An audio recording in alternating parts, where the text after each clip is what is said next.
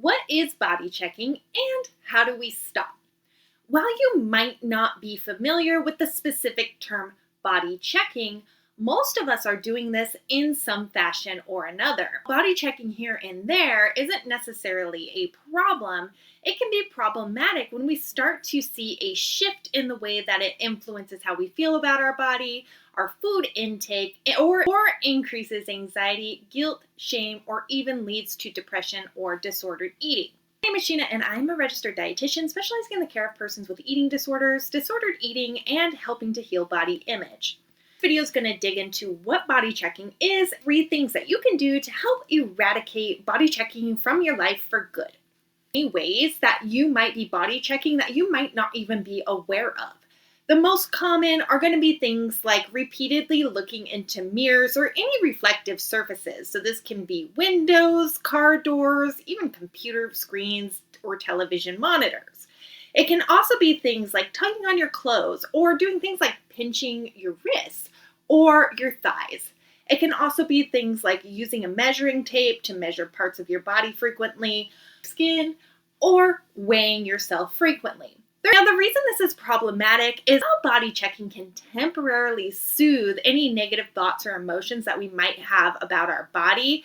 The more that we body check, the more that we're going to need to body check. We need to make sure that we're quote unquote okay. So while we might temporarily get something that we like in, say, the mirror or on the scale, or at least feel like we're not as bad, we're continually needing that reassurance that our body is okay when we're repeatedly body checking. While this can provide temporarily relief, it is very short-lived, and the more you do it, the more you're going to need to do it.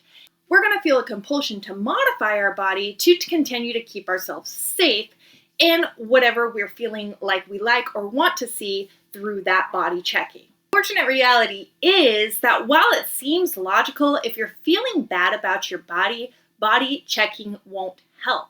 Modified body also won't help because the way that we're feeling about our body actually has very little to do with our body itself and more to do with societal pressures, diet culture, and other parameters that make us feel that our body is always insufficient.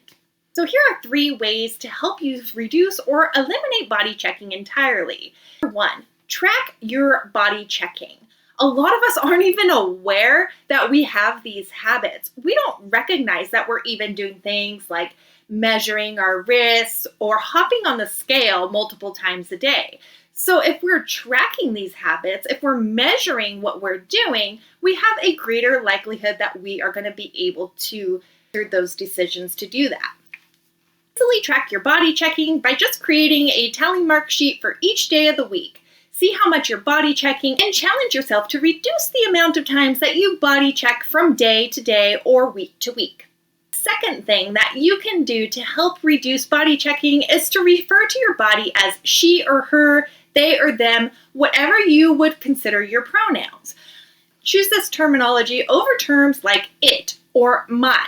The reason being is that helps to establish your body as its own unique and worthy entity that is worthy of love and respect. Change this terminology and start to notice the subtle shifts in the way that you begin to feel about your body and relate to it.